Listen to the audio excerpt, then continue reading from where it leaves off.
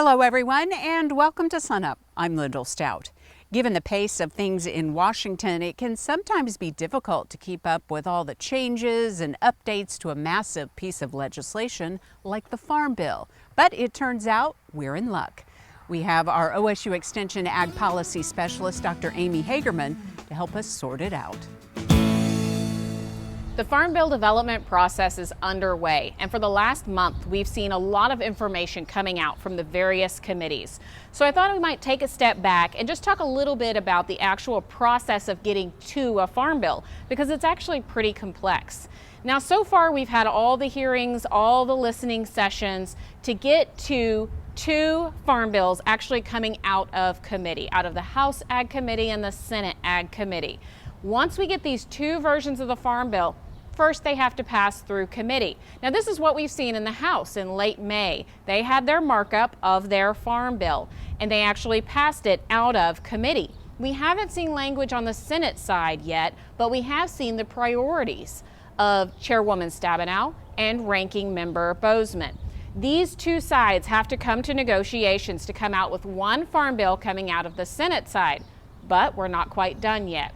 Both bills have to pass through their respective sides of Congress before they can come together into a committee. This conference committee develops what we see as the final Farm Bill. So when you start hearing people talking about how far away we are from a Farm Bill or how much work still needs to be done between now and September 30th, when the current extension of the 2018 Farm Bill expires, you can see why there's so much work that has to be done in that window of time. Just to dig into one of the issues that's creating some differences is base acres. Now, if you have ARC or PLC, if you have base acres on your operation, you kind of know what we're talking about. It's what FSA gives you a record of to tell you how many base acres you have on your operation. But what you may not know, especially if you're a newer producer, is that those base acres were probably established back in the 1980s for that piece of land. They've been updated a few times, but the last update was back in 2002. Aside from some redistribution if you have some seed cotton acres or some reallocation. But in terms of new base acres, we haven't seen any in quite some time. This Congress is interested in creating an option to add new base acres to operations, but how they do it is where it gets some differences. So the House side, they'd like to give the opportunity to all producers to add new base acres based on their production history for their operation. Maybe you already have base acres, but you're underbased. You've got more acres in production than what you have base. Maybe you have land in crop production, but you don't have any base on it at all. This would give you the option to add that base to your operation, but this makes the Farm Bill more expensive. And this is where the differences start to come into play.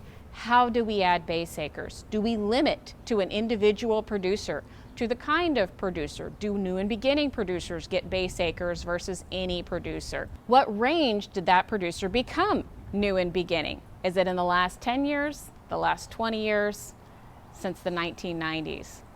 These differences have to be worked out before we can get to a final Farm Bill, and cost will matter in this Farm Bill. Most of the conversations are around where do we find money to pay for any changes in programs, and how do we reduce cost for the Farm Bill overall.